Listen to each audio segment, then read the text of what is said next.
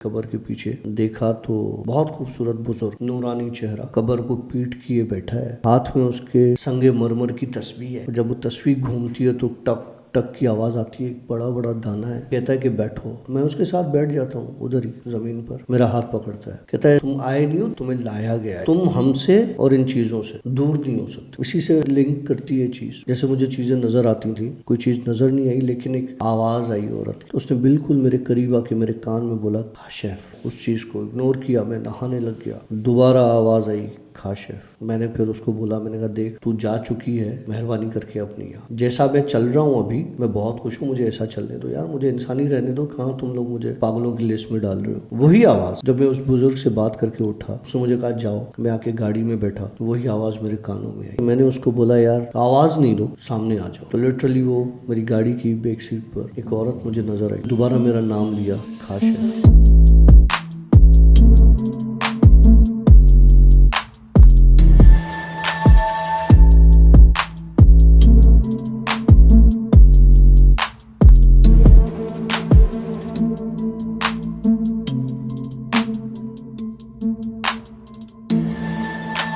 और my friends, अस्सलाम वालेकुम, welcome to yet another the Bhoot show. The Bhoot show की एक और स्टोरी के साथ मैं हूं आशी और हमारे साथ मौजूद हैं डॉक्टर काशिफ सर। अस्सलाम वालेकुम। वालेकुम अस्सलाम। कैसे हैं सर आप? बिल्कुल बुरा, बहुत बुरे हैं आप? बहुत बुरा हूँ। Okay, very good. ये एक नई इन्फॉर्मेशन हमारे पास आई है। डॉक्टर साहब, स्टोरी में जो सीन्स हमने अभी सुने, जो अभी आपने बाहर सुनाए, तो वही गालिबन स्टोरी सुना वही है। चले जी, स्टोरी स्टार्ट करते हैं फिर। याद है आपने मुझसे कुछ अर्से पहले लाइव में या उससे पहले की स्टोरी में जब मैं तुम्हें ये कह रहा था कि यार आशी 3-3.5 महीने हो गए मेरे साथ कुछ हो नहीं रहा और मेरी लाइफ बिल्कुल मज़े से सुकून में गुजर रही है, तो तुमने कहा था कि सब्र करो। फिर उस पर मैंने ये भी कहा था कि या तो ये खामोशी हो गई है या तो ये तूफ़ान से आने का पहला है कि खामोशी है, कि बहुत बड़ा तूफ़ान आना है। तो तुमने कहा था कि गालिबन बहुत बड़ा तूफ़ान आना है। तो मुझे लग रहा है कि वो तूफ़ान आ चुका है। ओके। ये 3-3.5 महीने की जो एक खामोशी रही है, एक जो सुकून रहा है, उसके पीछे एक ही वजह है, जो कि वजह मैं डिस्क्लोज़ नहीं करना चाहता, लेकिन एक बहुत बड़ी वजह है। और उसी बात की वजह से ये जो तूफ़ान एक उठा है, शायद यही रीज़न है उस चीज़ का भी, इस तूफ़ान का भी। कहते हैं कि इंसान रात को गुजारता है सिर्फ इस आस में कि सुबह होगी। जब हम सोते हैं तो इसलिए सोते हैं कि हमारे दिल में, हमारे दिमाग में बात होती है कि सुबह उठेंगे। हर इंसान के दिमाग में होती है ना, रात के बाद सुबह होनी होती है। लेकिन अगर वो रात इतनी तवील हो कि आप सुबह भूल जाओ, या आपके लिए रात और दिन कोई माने नहीं रखते हो, रात और दिन में कोई फ़र्क ना हो, तो फिर इंसान उस मदार से निकल जाता है जो कि एक कुदरत ने बनाया हुआ है। एक साइकिल बनाई हुई है कुदरत ने। रात है तो उसके बाद दिन आएगा, दिन के बाद फिर रात आएगी। इंसान उस मदार से निकल जाता है। कल कोई 9:30-10 बजे रात को, मुझे 24 घंटे से ऊपर हो चुके हैं, बल्कि 24 घंटे क्या, मैं कल सुबह 5:30 का जागा हुआ हूँ। आज नहीं, कल सुबह जो कल गुज़र चुकी, उसके सुबह 5:30 बजे का जागा हुआ हूँ। और ऑलमोस्ट 24 घंटे और फिर अभी तक के कोई 32-36 घंटे मुझे हो चुके हैं। रात को कल मैं बिल्कुल नॉर्मल था। सुबह जैसे मैं उठता हूँ, मेरा एक रूटीन होता है, मैं अपना ज़िक्र करता हूँ, सारी चीज़ें, और जिससे बात करनी होती है उससे बात करता हूँ, अपना काम करता हूँ ऑफिस का, सारी चीज़ें करता हूँ। उसके बाद जनाब मैं घर आया तो मैं तकरीबन 9 बजे मेरी तबीयत कुछ अजीब हो गई, 9-9:30 बजे। और मुझे एक भारीपन तो मुझे तकरीबन 7-7:30 बजे से स्टार्ट हो गया था, लेकिन 9 बजे वो चीज़ शिद्दत पकड़ गई। 9-9:30 बजे बहुत ज़्यादा मुझे एक डिप्रेसिव फेज़ मेरे ऊपर तारी हो गया। मैं उसको ये लोग कहने में घबराते हैं, मैं खुल के कहता हूँ कि एक डिप्रेसिव फेज में आ गया मैं। तो 9:30 के बाद एक अजीब सी घबराहट, 10 बजे कुछ समझ में ना आए, बेचैनी। उसके पीछे एक रीज़न था, वो मैं बताना नहीं चाहता, लेकिन कुछ था, कोई ऐसी चीज़ थी, कोई ऐसी घबराहट थी जो मुझे अंदर ही अंदर में खाई जा रही थी। रात को बहुत ज़्यादा मैं तंग आ गया तो मैंने गाड़ी निकाल ली एज़ यूजुअल, जो मैंने आपको वीडियो भी शेयर की और मैंने इंस्टा पर भी स्टोरी में लगाई। और स्टोरी में मैंने इंस्टा पर लगाई सुबह 4:30 बजे या 4 बजे इस तरह से, या वो व्हाट्सएप पर लगाई होगी, इंस्टा पर थोड़ा जल्दी लगा ली होगी। तो मैं निकल गया गाड़ी लेके। अब समझ में नहीं आ रहा था कि मैंने जाना कहाँ है, क्योंकि घर में बैठे मेरा दम घुट रहा था। मुझे ऐसा लग रहा था कि शायद अगर मैं घर पे रुका तो मैं कोई ऐसा कदम ना उठा लूँ जो कि मेरे लिए नुकसानदेह हो, या किसी और के लिए, या किसी भी चीज़ के लिए। वो फिर सब एक पूरा एक साइकिल है, आपका एक पूरा एक रिलेशन का एक ग्रोह बना हुआ है। दोस्त भी हैं, फैमिलीज़ भी हैं, ऑफिस भी है, कुलीग्स भी हैं। खैर मैं निकल गया 10:30 पौने 11 बजे गाड़ी लेके। मुझे नहीं पता था मैं कहाँ जा रहा हूँ, बस मुझे ये पता था कि मैंने गाड़ी निकालनी और यहाँ से निकलना है। तो मैं गाड़ी लेके निकल गया। इस बार मैं गाड़ी लेके निकला ना, मैं गया बलूचिस्तान की साइड पर, ना मैं मोटरवे की तरफ आया। इस बार मैं गाड़ी लेके निकल गया आपका नेशनल हाईवे, क्योंकि मुझे कुछ समझ में नहीं आ रहा था। मैंने गाड़ी ली और शाहराह फैसल पकड़ा, और शाहराह फैसल से एयरपोर्ट से फिर सीधा गाड़ी जो ठट्टे को रास्ता जाता है उस रास्ते पर। समझ में नहीं आ रहा था, मैं गाड़ी दौड़ाता हुआ जा रहा था। काफ़ी टाइम हो गया, काफ़ी लेट हो गया। एक जगह ऐसी आई कि एक वक्त ऐसा आया कि वहाँ पे गाड़ियों, क्योंकि ये रूट बहुत ख़तरनाक है, इस रूट पे गाड़ियाँ कम हो गई। और मैंने क्या किया कि मेन रोड के बराबर में एक कच्ची सड़क जा रही थी, गाड़ी उस पर चढ़ा दी। कुछ समझ में नहीं आ रहा था, कुछ पता नहीं था, दिमाग में मेरे कुछ चल रहा था, और वो सारी चीज़ें जो मेरे दिमाग में चल रही थी उसका इम्पैक्ट इतना ज़्यादा था कि मैं उस वक्त शायद किसी बड़ी से बड़ी मुसीबत को फेस खुद से करना चाह रहा था। मैं चाह रहा था कि जो हैपनिंग्स, जो चीज़ें नहीं हुई 3 महीने में, वो आज हों। मैं इतना ज़्यादा उस फ्रस्ट्रेशन में था।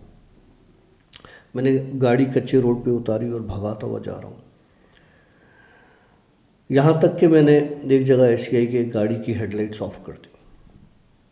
आगे रोड का मुझे अंदाज़ा नहीं था, खड्डे हैं, गड़ा है, पुल है, टूटा हुआ है, पानी है, क्या है, कुछ नहीं। हेडलाइट्स ऑफ कर दी और गाड़ी बंद के रखी। फ़ौरन चीज़ें दिमाग में आई, मैंने हेडलाइट ऑन की। जब हेडलाइट ऑन की तो एक मज़े की चीज़ देखी। मेरी गाड़ी के आगे काले साए, जैसे गार्ड करते हैं ना, किसी चीज़ को गार्ड कर रहे थे। जैसे आपने बम्पर पर कोई चीज़ रख दी हो, या आपके सामने कोई चीज़ आपसे पहले चल रही हो, आपको गार्ड कर रही हो। मैंने देखा लाइट जैसे ही ऑन की तो मैंने देखा एक चीज़ लाइट के, मेरी गाड़ी के पूरे बॉनेट के आगे काले साए, हाथ ऐसे खोले हुए गाड़ी के बॉनेट से आगे, और मेरी गाड़ी को गार्ड कर रहे हैं। अब गाड़ी मेरे कंट्रोल में नहीं है, गाड़ी उनके कंट्रोल में है। मेरा माइंड मेरे कंट्रोल में नहीं है, मैं उनके कंट्रोल में। अब वो मुझे चला रहे हैं। शायद कि उनको ये पता चल चुका था कि ये जिस कंडीशन में निकला है, ये जिस सिचुएशन में घर से निकला है, अपार्टमेंट से निकला है, ये अपने आप को नुकसान देगा। उन्होंने क्या किया, जैसे तू मुझे हाथ दे, से हाथ पकड़ के इस तरह से 3-4 चीज़ें ऐसे, ताकि सामने से कोई आने वाली चीज़ मुझे हार्म ना करे। मैं गाड़ी भगाता हुआ जा रहा हूँ और लिटरली हेडलाइट्स जब मैंने ऑन की, बंद करके ऑन की, तो वो गार्ड काले साए मेरी गाड़ी के आगे भागते हुए जा रहे। एक जगह ऐसी आई जहाँ पे मेरी गाड़ी को ब्रेक लगा। वो ब्रेक मैंने नहीं मारा, वो ब्रेक गाड़ी को खुद लगा। अब जब गाड़ी को ब्रेक लगा और बड़े स्क्रैच लगा एक किस्म का, और मुझे समझ में नहीं आया कि हुआ क्या, जैसे गियर लॉक हो जाए और डर हो के यार टूट गया। एक स्क्रैच लगा, एक आवाज़ आई, गाड़ी रुक गई। मुझे थोड़ा सा होश आया, मैंने कहा यार पता नहीं कहाँ हूँ, और गाड़ी खुद रुक गई है, ब्रेक लग गया। और ये जो मैंने गाड़ी में साए देखे हैं आगे, बॉनेट के आगे, जो मेरी गाड़ी के आगे आगे जा रहे हैं, और या इन्होंने रोकी है। अब मैं काफ़ी चीज़ें सोचने लग गया कि कुछ भी हो सकता है। खैर, पानी की बोतल छोटी मेरे गाड़ी में तूने देखा अक्सर पड़ी होती है, चीज़ें पड़ी होती हैं। मैंने पानी पिया, कलमा भरा और दरवाज़ा खोल के निकला। उससे रिलेटेड मैं आज का भी किस्सा आपको बताता हूँ, आज मोटरवे पे जो हुआ मेरे साथ दिन में। तो गाड़ी का दरवाज़ा खोल के मैं गाड़ी से उतरा, पैदल चला थोड़ा, गाड़ी के आगे हेडलाइट्स ऑन थी, उसकी तरफ बढ़ा देखने के लिए कि क्या चीज़ है क्या नहीं है, जिसने मुझे रोका है, क्या किया। लिटरली मैंने देखा कि 5-6 काले साए मेरे सामने, जैसे नहीं किसी चीज़ को रोकने के लिए एक दीवार खड़ी कर देते हैं, वो दीवार खड़ी की हुई है और सामने खड़े हुए। मैं सामने जाके उनके पास पहले खड़ा हुआ, लेकिन जब मेरी हिम्मत हार गई, बिल्कुल मुझे लगा कि मैं टोटली इस वक्त टूट चुका हूँ, ब्रोकन, मैं घुटनों के बल मट्टी में ऐसे ही बैठ गया। गाड़ी की हेडलाइट्स ऑन है, कच्चा रास्ता है, समझ में नहीं आ रहा किस जगह पर हूँ, कहाँ हूँ, बैठ गया मैं उधर। एक ठंडी हवा आई, बहुत ठंडी हवा। मौसम तुम्हें पता है, अब तो गर्मियाँ चल रही हैं, अच्छी खासी ठीक ठाक गर्मियाँ चल रही हैं। उस ठंडी हवा से मेरे जिस्म में एक कपकपी सी तारी हुई, तो वो साए मेरी तरफ बढ़ के आए, मुझे लिफ्ट किया। ऐसा लगा कि मुझे कोई उठा रहा है, क्योंकि मैंने अपना ज़मीन से उठने में कोई एफ़र्ट नहीं किया। मुझे लगा कोई मुझे उठा रहा है, मुझे उठा के खड़ा कर दिया उन्होंने। जब मैं खड़ा हुआ तो मुझे लगा कि मेरे बॉडी से कोई चीज़ क्रॉस हो रही है, वो साए आ रहे हैं मेरी बॉडी के अंदर से और मेरे बैग से निकलते जा रहे हैं। एक गुज़रा, दूसरा गुज़रा, तीसरा गुज़रा। अब मेरा जिस्म ठंडा हो रहा है बर्फ़ की तरह। जब 4-5 चीज़ें इस तरह से मेरे बॉडी से एंटर होके और फिर निकल रही थी, मुझे लिटरली उस चीज़ का फ़ील हो रहा था कि मेरे साथ कुछ अजीब हो रहा है।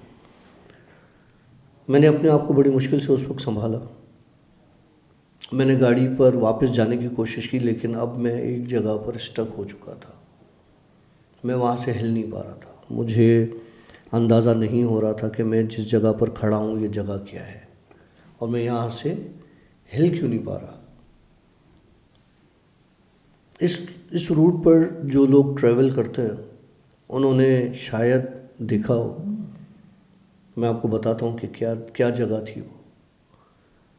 जब मैं थोड़ा होश में आया और मेरी बॉडी थोड़ी सी नॉर्मल हो गई, तो मैंने मोबाइल की टॉर्च जलाई एक लेफ़्ट साइड पर, बयाबान था। तो जब वहाँ पे लाइट जलाई तो वहाँ पर थोड़ा सा आगे मुझे एक जगह से एक रोशनी नज़र आई। ऐसा लग रहा था कि जैसे कोई चिराग जल रहा है या कोई मोमबत्ती जल रही है। अब मुझे ये समझ में नहीं आ रहा, नहीं मेरे दिमाग में ये बात आ रही है कि वो इतनी तेज़ हवा जो मुझे छू के ठंडी गुजरी और गर्मी, और खुले में मोमबत्ती कैसे जल सकती है, या कोई चिराग कैसे जल सकता है जब हवा चल रही हो। खुले में तो आप कोई भी चीज़ जला के रखोगे तो बुझ जाएगी, खुला एरिया है पूरा। मुझे हुआ कि मुझे इस तरफ जाना चाहिए। गाड़ी उधर ही खड़ी हुई है, गाड़ी की हेडलाइट्स ऑन है, रोशनी रोड पर पड़ रही है, वो जो कच्चा रोड है, सर्विस रोड जिसे कहते हैं, और मैं चला गया उस रोशनी की तरफ। ये मैं रात की बात बता रहा हूँ आपको। मैं रोशनी की तरफ गया तो जाके देखा कि एक कोई पुरानी कब्र है, बहुत पुरानी कब्र है, और उस कब्र पर अजीब व गरीब किस्म के नक्श बने हुए हैं। वो चिराग उस कब्र के ऊपर जल रहा है। उसे कब्र बनी हुई है, तुमने देखा मकली में जिस तरह की कब्रें हैं, इस तरह की सिर्फ एक कब्र, और उसकी कब्र के सिरहाने ऊपर जो ताज जिसे हम कहते हैं, जो सिरहाना होता है, उसके ऊपर एक चिराग जल रहा है, मट्टी का चिराग जल रहा है। लेकिन उसमें से चिराग में से जो खुशबू आ रही है वो जिस तरह से रात की रानी की खुशबू कैसी होती है, वो रात की रानी की खुशबू उस चिराग से आ रही है। मैं गया, मैंने उस कब्र को अच्छे से देखा, मुझे कुछ आसपास नज़र नहीं आया। चिराग जल रहा है तो चिराग में जलने के लिए आपको तेल की भी ज़रूरत होती है और लौ की भी ज़रूरत होती है। वो जो उसकी वो होती है वट जिसे हम सिंधी में कहते हैं, वो कॉटन की जो होती है उसकी ज़रूरत होती है, तो ही जलता है चिराग। और अरसे से जल रहा हो तो वो काला पड़ जाता है, क्योंकि उसको तेल रिफ़िल करते हैं और वो लो भी काली होती जाती है वो जो साथ। लेकिन वो जो चिराग जल रहा था उसमें ना तेल था, ना कॉटन का वो पीस था जो जलता है, कोई लो नहीं थी, बस जल ही रहा था। उसमें एक आग थी जो कि बग़ैर किसी वजह के जल रही थी, बग़ैर किसी चीज़ के जल रही थी। जो चीज़ आग लगाती है वो चीज़ उसमें कुछ भी नहीं थी। मैं उस चिराग के पास गया और जाके मैंने उससे कहा कि मुझे नहीं पता कि मैं इस जगह पर क्यों आया हूँ, मेरी ये तकलीफ़ है, मैं शाम से इस तकलीफ़ में मुब्तला हूँ। मैं गाड़ी निकाली है, मैं यहाँ तक पहुँच गया हूँ और मैं कुछ समझ रहा हूँ कि अब यहाँ पर ये चीज़ कोई आम नहीं है, बग़ैर लो के आग का जलना, और एक ऐसी कब्र जहाँ के मेरी गाड़ी खुद बंद हुई है, रुकी है, और एक ऐसी जगह जहाँ पर मुझे साए गार्ड करते हुए लाए हैं और आके वहाँ पे खड़ा कर दिया है और फिर मेरे अंदर से गुज़रते गए हैं। तो इसका मतलब ये है कि मेरे अंदर से जब वो गुज़रे हैं तो वो मेरे अंदर एक जो स्ट्रेंथ, एक वीकनेस हो चुकी थी, उसको बराबर करने के लिए गुज़रे। कि शायद 3 महीने में मेरे अंदर वो चीज़ कम हो गई होगी कि उन्होंने इस तरह से कोई अमल किया। मैं उस चिराग के पास रुका तो बात कर रहा था, तो कब्र के बैक साइड पर, क्योंकि मैं इस तरफ खड़ा हूँ जहाँ चिराग जल रहा है, लेकिन वो जो सरहाना है, जो ताज है, उसके बैक साइड पर से एक आवाज़ आती है कि तुझे क्या लगता है कि हमने तेरा साथ छोड़ दिया है, या तुझे क्या लगता है कि तुम खुद को अकेला समझ के यहाँ तक आ गए हो। अब जब ये आवाज़ आई तो मुझे फ़ौरन सारी वो बातें रिकॉल होना शुरू हो गई कि यार मेरा तो, मैं जो समझ रहा था, मैं जो सोच रहा था कि साथ इनका मेरा यहीं तक का था और चीज़ें मुझे दिखना बंद हो गई थी और मुझे मेरे वो जो सेंसेस थे वो उस तरह से काम नहीं कर रहे थे, तो शायद किसी की इतनी भी ज़्यादा पॉजिटिव वाइब्स थी जिन्होंने इनको मेरे पास आने से रोका हुआ था या होल्ड कर दिया था, तो वो चीज़ें इतनी ज़्यादा, उससे ज़्यादा स्ट्रॉन्ग नहीं थी। हो सकता है वो कोई वली हो लिया हो जिसकी वजह से, या हो सकता है कोई अल्लाह का इतना ख़ास बंदा हो, अल्लाह से इतना प्यार करने वाला बंदा हो जिसकी वजह से ये चीज़ें मेरे पास रुक गई हैं।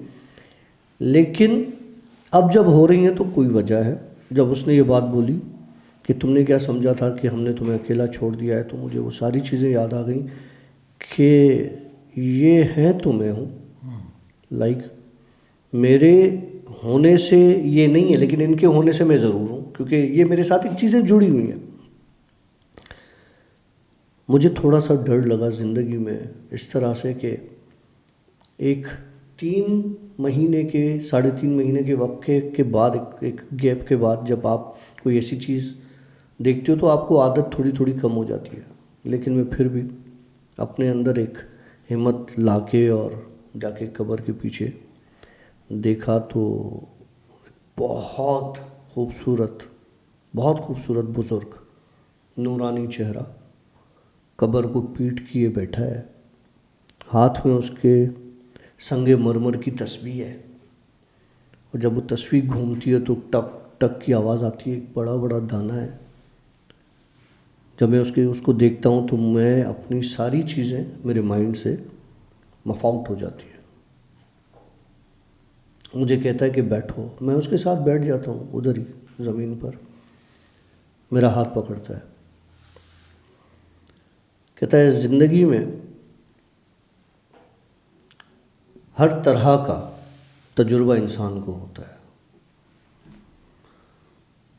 तू ये नहीं समझ कि जो आज है वो कल होगा और जो कल था वो आज होगा।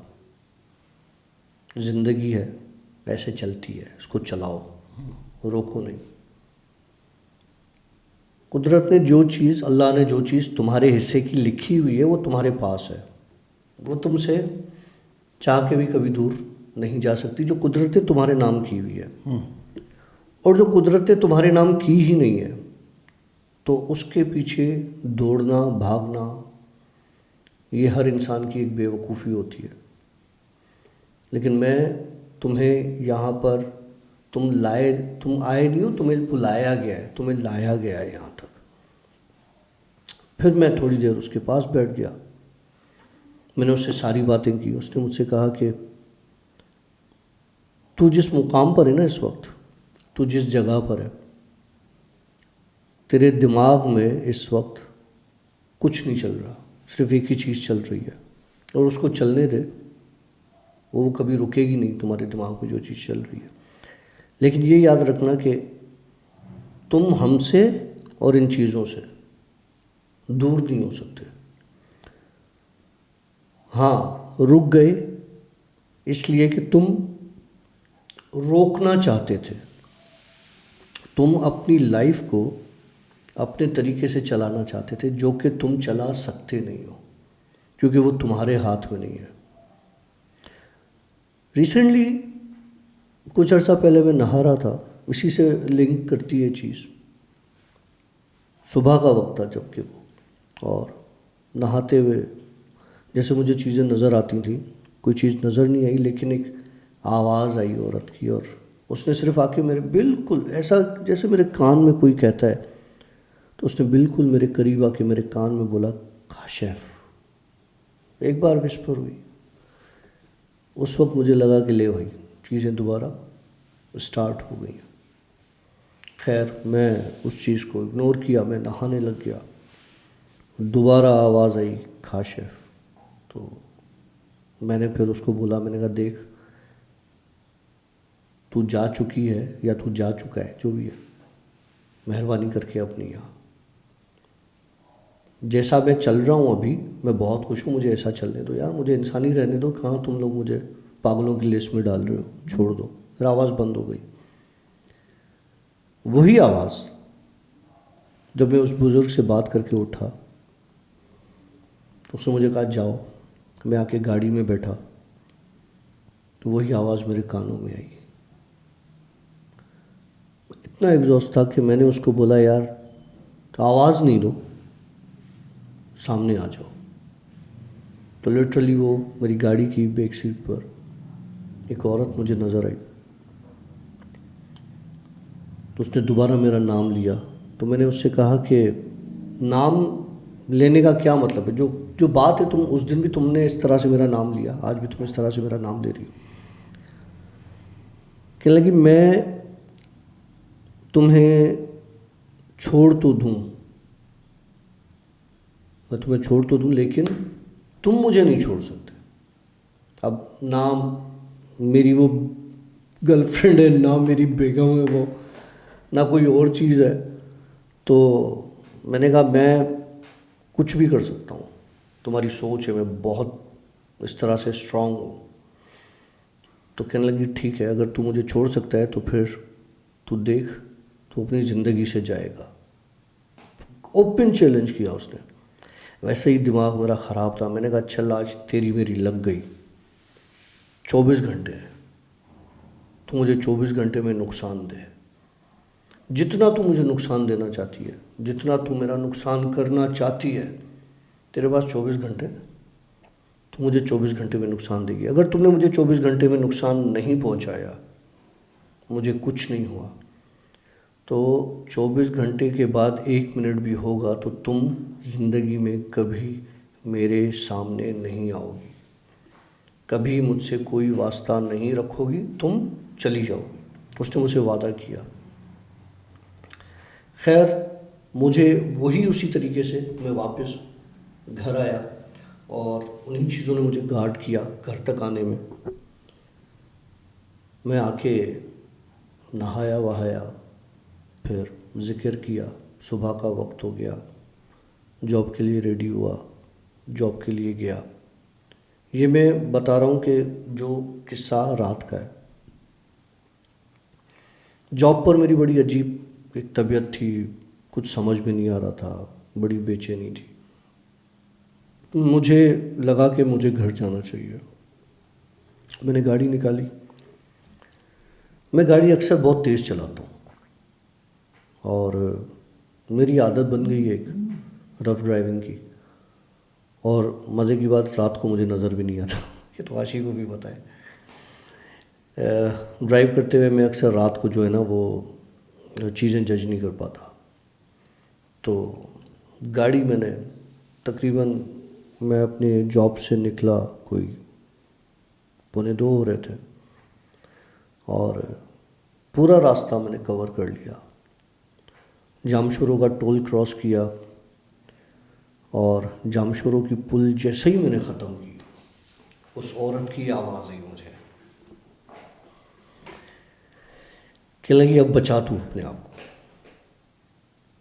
उसका ये कहना था। थोड़ा सा आगे बढ़ा, इंडस जो है ना सीएनजी, नूरियाबाद नहीं इंडस सीएनजी, ये जामशोर वाली पुल। ओके ठीक है। यहाँ पर पता नहीं मेरे आगे एक BRV जा रही थी। उस बंदे को पता नहीं क्या हुआ, उसने अचानक ब्रेक मारा। उसके सामने कुछ नहीं था, कोई एक गाड़ी नहीं थी उसके सामने। उसने अचानक ब्रेक मारा, मेरी गाड़ी सीधी जब उसको टच करने वाली थी तो 1 इंच के फासले से मेरे सेंसेस उस वक्त ऐसे थे कि मैंने उसको मोड़ी, स्टीयरिंग घुमाया तो 1 इंच से वो गाड़ी बच के इस रोड पे आई। इस रोड पे पीछे एक डंपर वाला भगाता हुआ आ रहा था, डंपर। उसने ब्रेक मारा तो जाहिर सी बात है मेरी गाड़ी निकली, उसने पीछे उसको मुझे बचाने के लिए ब्रेक मारा। जब ब्रेक मारा तो पता नहीं उसको क्या हुआ, उसने गाड़ी अपनी सीधी लेफ़्ट हैंड पे मोड़ ली। लेफ़्ट हैंड पर मोड़ ली तो जब मुझे ये हुआ मैंने और गाड़ी इस तरफ की, क्योंकि अब उस वक्त तो सिनेरियो ऐसा बन जाता है। पीछे एक हाईएस आ रही थी, उस हाईएस का ग्लास साइड मिरर और मेरा साइड मिरर, मेरा साइड मिरर उसके बिल्कुल वो जो लोहे का वो नहीं होता उससे टकराया। वो भरी हुई थी हाईएस। उसने मुझे बचाने के लिए, अब अल्लाह जिसे रखे, गाड़ी भरी हुई गाड़ी बिल्कुल वो आगे जो कच्चा बना हुआ है कच्चे में उतार दी। ट्रक वाला भी, वो डंपर वाला भी कच्चे में उतर गया, वो हाईएस वाला भी कच्चे में उतर गया। मेरी गाड़ी बीच पर आ गई और मैंने ब्रेक लगाने के बजाय स्पीड दबाई और आगे तक निकल आया कि पता नहीं अब मुझे ये ठोक न जाए कहीं से अपने उसमें। अल्लाह का करम हुआ कि मैं बच गया। और शकील वाली बात कि फिर बच गया। तो फिर यहाँ से ये जो अब्दुल्ला स्पोर्ट सिटी बना हुआ है, यहाँ से यू टर्न लेते हैं। तो जब मैंने यहाँ से यू टर्न लिया तो मुझे उसने बोला, उस औरत ने मुझे पीछे नज़र आई, कहने लगी कि ये सिर्फ तुम्हें मैंने दिखाया है कि मैं ये कर सकती हूँ, लेकिन अभी 24 घंटे पूरे नहीं हुए तुम्हें। मैंने कहा देख, तूने मुझे दिखाया है लेकिन मुझे जिसने बचाया है उसने बचाया है।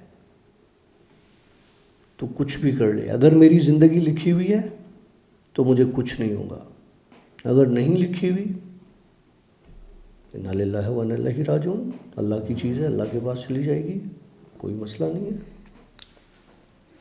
अच्छा, स्टोरी होगी सर, कुछ सवाल पूछ सकता हूँ? एक सबसे पहले शुरुआत पे आपने बात कही कि इंसान सोता है तो वो सुबह को उठने की चाहत से सोता है कि सुबह को उठूँगा, लेकिन कुछ कुछ लोग ऐसे भी होते हैं बना मेरे तरह, जो सोती सुबह में, नहीं वो सोते ही सुबह को तो है अपनी जगह पर, लेकिन सोते वक्त सोचते हैं पता नहीं उठूँ पता नहीं उठूँ। हाँ बिल्कुल, एक ये भी है सोच। हाँ ठीक है, बिल्कुल है। तो वो जो सोच थी कि आप वाली बात में भी बड़ा एक कहानी में ट्विस्ट था कि मैं तो सोता ही सुबह को, तो 2 घंटे सोता हूँ सुबह में, हाँ, और उसके बाद फिर वही काम और फिर आप मगरिब के वक्त सोते हो अपने दोपहर के टाइम। हाँ वही। तो खैर एक सवाल मेरा ये था। दूसरा सवाल मेरा आपसे ये था कि वो जो 4 जो आप साए कह रहे जो हो, गार्ड कर रहे थे, 4 से जो 5 हमेशा काले स्याह साए जो होते हैं वो आपके साथ होते हैं, जो वो 4 काले स्याह ने आपको प्रोटोकॉल दिया, ठीक है, और वो आपको बचाते हुए ले गए। आप एक जगह पे जाके पहुँचे, बिल्कुल, और वहाँ पर गाड़ी ने ब्रेक लगाया, तो वो उन काले स्याह के मतलब तवस्सुत से ही वो ब्रेक लगी, बिल्कुल, उन्होंने गाड़ी रोकी। ठीक है, क्योंकि मैं खुद तो नहीं रोक सकता था, मुझे जगह का ही नहीं पता था। हाँ वो आपने गालिबन बात क्लियर कर दी कि कंट्रोल में नहीं थी मेरी गाड़ी। और वो वाला वीडियो भी मैंने आपका देखा था जिसमें आप जा रहे हो और अंधेरा, जिसमें मैंने आपको कमेंट भी किया था कि भाई रोशनी में आ जा। हाँ ठीक है, तो मकसद के उस वीडियो में मुझे कुछ नज़र नहीं आया। हाँ, तो ऐसा क्यों है कि वो चीज़ें सिर्फ आपको नज़र आती हैं और आपको काली स्याह नज़र आती हैं? नहीं मुझे तो हर तरह से नज़र आती है ना, मुझे तो इंसानों की शक्ल में भी नज़र आती हैं काली स्याह। अब वो डिपेंड करता है उनके ऊपर कि वो मुझे अपनी प्रेजेंस किस हिसाब से देते हैं। अगर सिर्फ काली स्याह नज़र आती तो वो जो बुज़ुर्ग उस कब्र के पीछे बैठा हुआ था तो वो भी मुझे काला स्याह नज़र आता साया, और सिर्फ आवाज़ सुनाई देती। नहीं, क्या इसका कोई इस तरह है कि आपके साथ कोई बुरी चीज़ है जो काले स्याह वाले अक्सर कहते हैं ना ब्लैक? ज़रूरी नहीं है आशीष, ये ज़रूरी नहीं है कि बुरी चीज़ है तो स्याही हो। अच्छा, हाँ ये ज़रूरी नहीं है, ऐसा नहीं होता। हमने सुना है, वो तो अक्सर ये भी कहते हैं ना कि जो आदमी मर रहा होता है तो उसके सामने मरने से पहले कुछ चीज़ें उसको दिखाई देती हैं, लेकिन अगर काले कपड़ों में वो चीज़ नज़र आए तो कहते हैं कि बकवास आप अच्छा ये बकवास है। चले, और अगर वो इंसान अच्छा है तो उसको सफ़ेद कपड़ों में लोग लेने के लिए आते हैं, और अगर वो इंसान बुरा है तो उसको काले कपड़ों में। सब बनाई हुई सब बनाई हुई। हमने सुना है बहुत सारे लोगों की, मरते हुए लोगों की दास्तानें हैं ये। मरने वाला कभी भी नहीं बताता कि मेरे साथ क्या हो। नहीं, जो उनके सराउंडिंग में लोग हैं वो बताते हैं कि भाई वो ये बता रहा है, ये कह रहा है कि काले कपड़ों में लोग आए मुझे लेने के लिए आए, मुझे मार रहे हैं, मुझे तंग कर रहे हैं, इस तरीके से। खैर हो सकता है आपके पास कोई ऐसा एक्सपीरियंस हो तो हमें ज़रूर बताइएगा। अगर आप मर के वापस आए हो तो ज़रूर बता दीजिए। नहीं, आपके रिश्तेदारों में किसी की डेथ हुई हो, अल्लाह रहम करे। मैं हर दूसरे दिन मर के वापस आता हूँ। तू है ना यार, हम तो वो बंद भी नहीं सकते। अच्छा चलो हम आते हैं स्टोरी पर। वो बुज़ुर्ग जो पीछे कब्र के पीछे बैठा हुआ था सिरहाने से और उसके बैक साइड पर टेक लगाकर, तो क्या उस बुज़ुर्ग को ज़िंदगी में पहले कभी आपने देखा? नहीं, कभी नहीं देखा। कभी नहीं देखा? किसी चीज़ से मुशाबहत? नहीं, एक बहुत ही नूरानी किस्म का चेहरा था वो, और बड़ी दाढ़ी थी उसकी, और बस एक वो संगे मरमर की वो उसकी तस्वीर बनी हुई थी। उसको मैंने ज़िंदगी में कभी नहीं देखा था। अच्छा, हुलिया कैसा था? हुलिया बताइए यार। एक बुज़ुर्ग तरह का था, जिस तरह से मैं तुम्हें बताऊं, जैसे तुमने फ़ोटो देखा था साईं अब्दुल फतह शाह का, उस तरह का बुज़ुर्ग था। लेकिन साईं अब्दुल फतह शाह की तो तुमने तस्वीर देखी थी, वो तो मुझे लग रहा था कि कोई बुज़ुर्ग वाकई में कोई आके मेरे सामने बैठा हुआ है और जो मुझसे बात कर रहा है, जो मुझे दिलासे दे रहा है, जो मुझे हिम्मत दे रहा है कि तुम कर सकते हो। चले, वो बंदा बुज़ुर्ग जो था वो सफ़ेद कपड़ों में था और बहुत नूरानी था। बहुत नूरानी था वो आपको फील हुआ ऐसे? बिल्कुल। ठीक है। अब आपके साथ वो जो दूसरी औरत कनेक्ट हुई, क्या वो उसका हुलिया कैसा था? मतलब क्या वो अच्छी थी? अब आपको कैसे फील हुआ? पहले तो मुझे उसकी जो आवाज़ आई थी तो वो सिर्फ आवाज़ आई थी, आवाज़ सुनाई नहीं थी। लेकिन उसके बाद जब वो मुझे गाड़ी में दिखी, वो बिल्कुल अच्छी नहीं थी। उसका चेहरा बहुत अजीब था। अजीब से मुराद यह है कि उसके चेहरे पे मुझे कहीं भी आंखें नज़र नहीं आ रही थी। अच्छा। और मुझे ऐसा लग रहा था कि कहीं उसके जिस्म के किसी और हिस्से पर आंखें हैं या कुछ और है। और जब वो बैठी थी तो उसने पीछे की पूरी सीट जो थी, पूरी सीट वो घेरी हुई थी कि जैसे कोई बहुत ही कोई चौड़ी चीज़ हो, अगर वो मुझे सिर्फ यूँ ऐसे भी करे तो मैं उसके अंदर सिमट जाऊंगा और वो मुझे तोड़ देगी, इस तरह की थी। और उसका जिस्म ऊपर से तो बिल्कुल जैसे वो चौड़ा और इस तरह का था, लेकिन नीचे लाइक जैसे हम मेरी टांगे हैं तुम्हारी टांगे, इस तरह की नीचे से मुझे कोई फीलिंग नहीं आई कि कोई उसकी टांगे सीट पे बैठी हुई है, लटकी हुई है, नहीं। चेहरा कैसा था चेहरा? बता रहा हूँ ना, एक स्याह तरह का जिसमें आंखें नहीं थीं, सिर्फ एक आवाज़ उसकी मुझे आ रही थी, और इंतहाई कोई भयानक किस्म की, मैं बयान भी नहीं कर सकता कि जैसे बाल उसके बहुत ज़्यादा घुंघरालू हों, कांटेदार हों, और अजीब सी एक घिन वाली जिससे कैफियत आए ना, जिससे आपको स्मेल आए, बदबू आए, जिसको देख के आपको एक एहसास हो कि यार मुझे क्या आ रही है, या मुझे इस तरह की चीज़।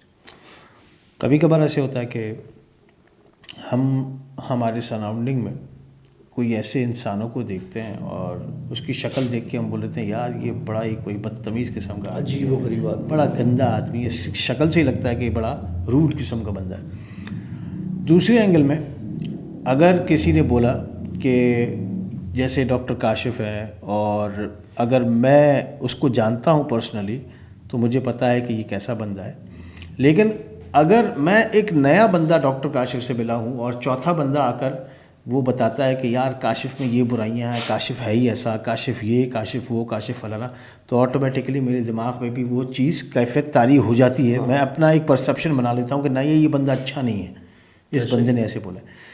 तो हो सकता है ये आपके दिमाग ने एक परसेप्शन बना ली हो, और वो जो बंदी हो वो आई ही आपको बचाने के लिए हो, आपकी हेल्प के लिए। अगर वो बचाने के लिए आती तो आज वो मेरा एक्सीडेंट नहीं करवाती।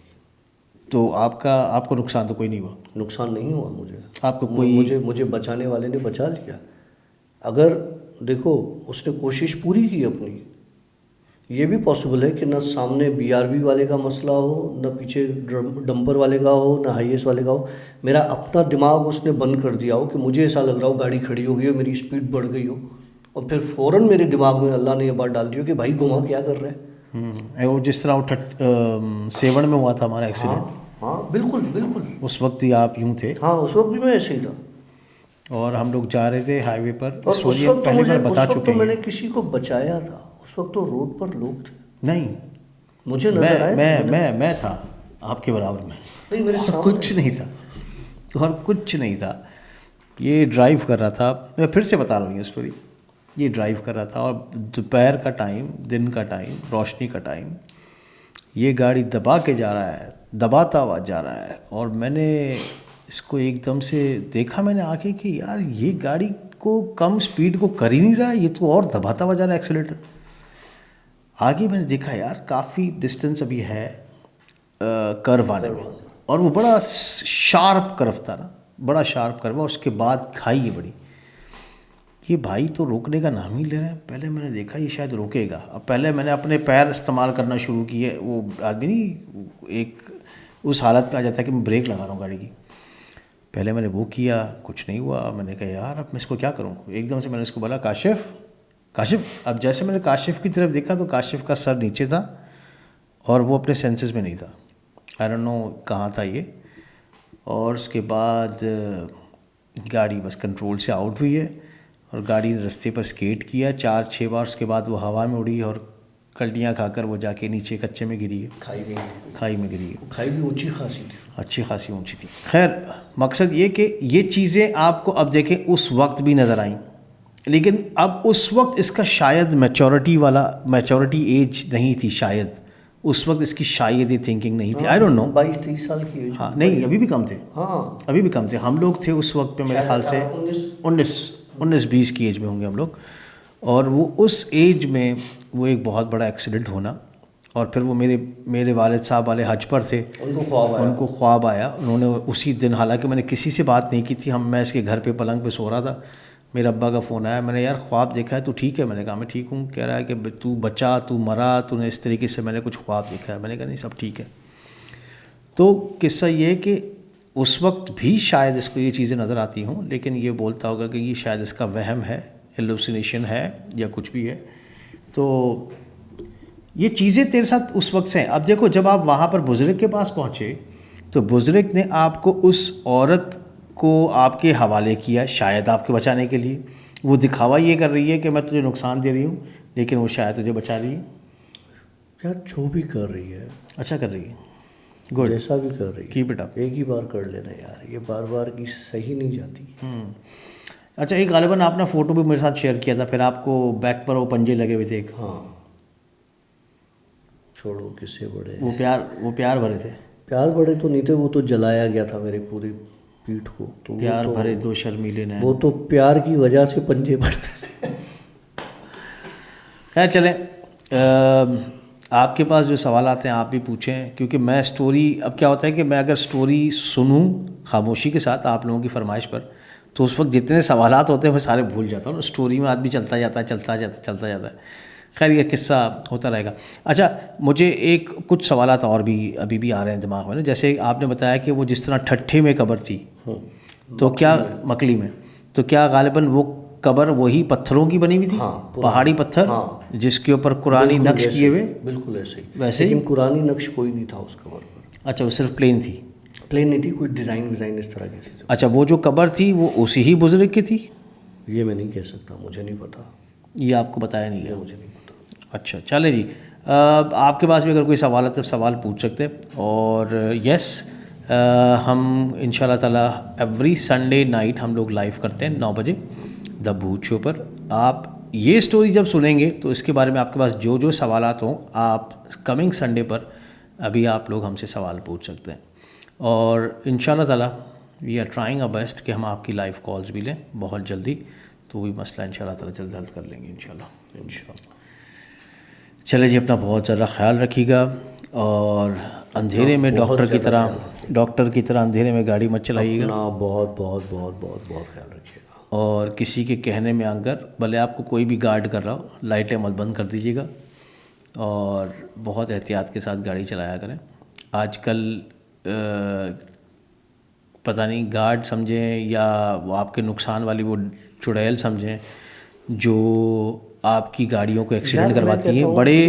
मैं बड़े दिल के साथ एक बात कर रहा हूँ, वो ये कि आजकल अगर आप देखें सोसाइटी में हमारे पास रोडों पर, रस्तों पर यंग बच्चे, जिसको कहते हैं ना कि आप कमाई और बाप कमाई में फ़र्क होता है, तो यंग बच्चे अपने, ऑफ कोर्स मैं समझ सकता हूँ अगर उसकी अपनी खुद की गाड़ी होती तो कभी भी इस तरह गाड़ी नहीं चलाएं। जो एक्सीडेंट हुआ था, तो बहुत बुरे एक्सीडेंट्स अभी लेटेस्ट हुए हैं पिछले हफ्ते ही।